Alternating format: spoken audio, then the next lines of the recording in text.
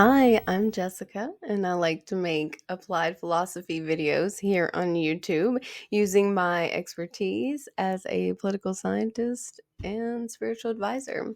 So, if that's your thing, I hope you like, share, and subscribe, all that, and stick around because today we're going to be discussing a concept that I actually came up with myself in regards to grief of the passage of time. So, stick around.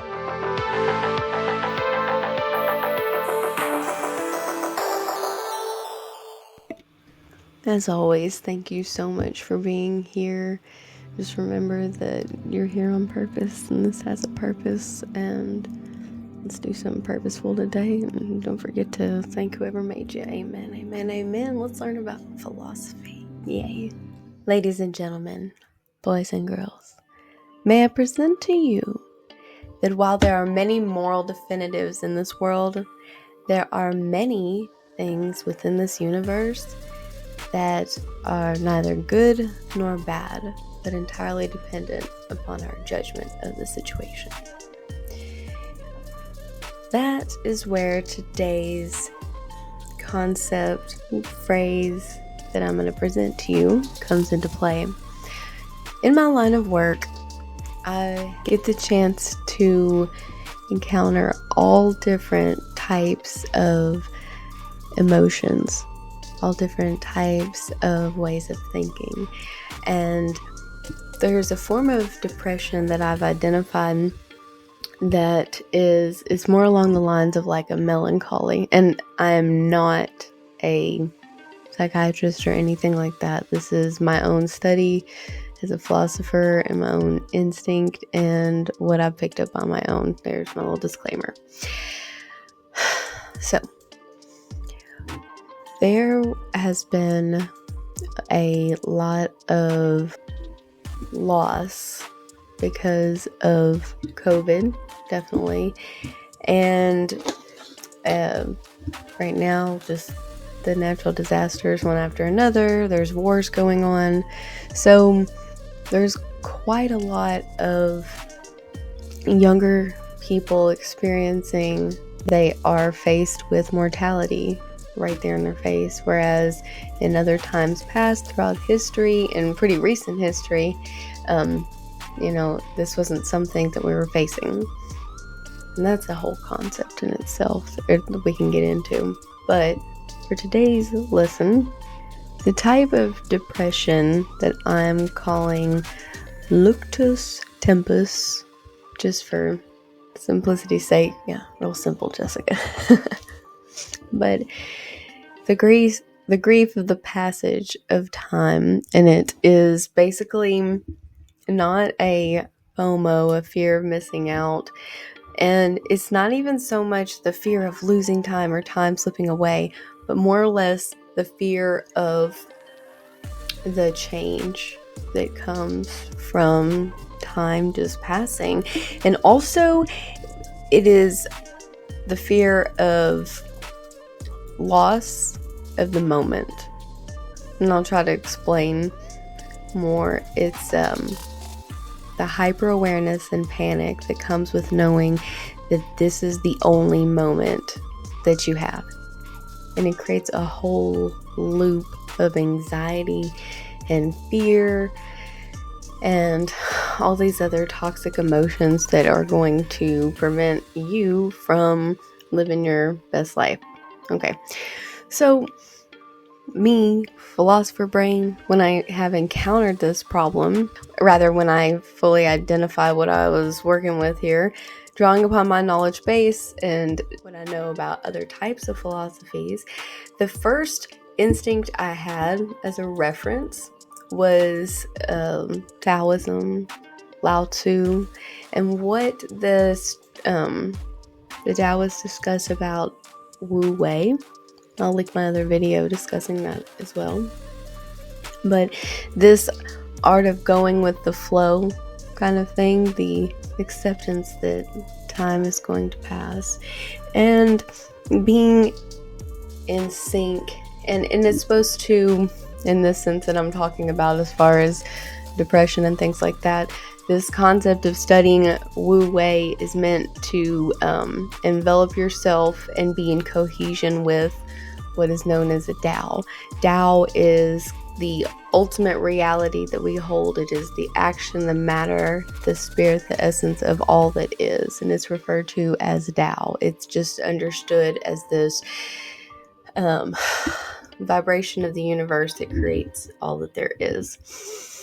So when you are being in cohesion with the universe and practicing that Wu Wei, it is a letting go, in the sense you're not micromanaging the things that come to you. The things that come to you, they are, as I was stating, with the good and the bad. You accept that these things that occur are good and they are bad. And this goes with, this isn't always a bad way to look at the resolution to what I'm talking about with the Luctus Tempus situation. It does work in some circumstance, and it actually reminds me, as I'm talking about it too, this sense of let things play out in time without micromanaging them. It's actually straight out of the playbook of the great military leader Napoleon. I'll give you an example.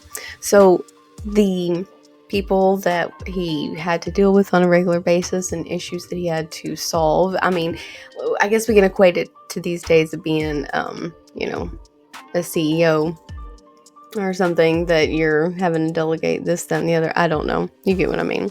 He had a lot of people that needed a lot of advice from him, delegation of things. They would write to him, and instead of him acting immediately on whatever issue to resolve whatever it is they needed and jumping up and down, he would pause and wait.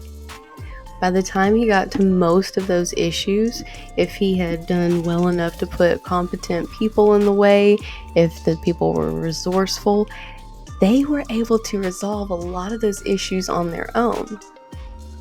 So, by just giving it time, letting things play out as and allowing people to really resolve their own issues and giving them the chance to do that, Napoleon was able to spend his time more wisely and take a lot of the responsibilities off of his plate.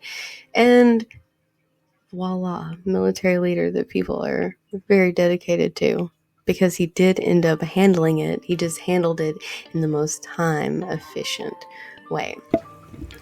So we've done all this acknowledgement of time in our practice of not judging time or judging time.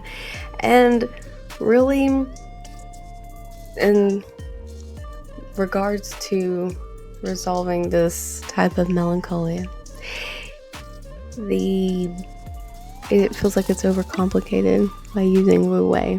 And what I mean by that is it still feels like what is known as samsara, this wheel of good and bad, this wheel of good and bad. Sorry. But the thing is, grief is not linear. It is not a time and it is not a place. It's just a thing that is. It's a thing that is. So is it good? Is it bad? Now, when we are discussing Wu Wei, it makes this a sort of, and I'm not dogging Wu Wei, I'm just saying in its inherent nature of the way I'm discussing it, it implies a judgment on the situation. So, as I'm digging further into this and resolving it, the Stoic philosophy phrase, amor fati, comes to mind as a way to handle this or resolve within yourself and build your mental fortitude. And what amor fati is literally, I love my faith and what I'm meant to be doing at this time. Everything happens on purpose, and even suffering and loss are absolutely necessary to fulfill what the Greeks called your kathekon, the thing that's ultimately what you're meant to be doing. So, another thing to consider with things that we go through that are inherently good or inherently bad is that we would never understand what is good if we didn't know what is bad. And we would never know what luck is if we never knew what unlucky meant either. So might I present to you, my dear viewer, is that this concept of grief, of watching time slip through our fingers and having an emotional response to it, this Luctus Tempus, might I suggest the resolution for that would be to time being linear is a thing we must accept in order to live out our mortal purpose.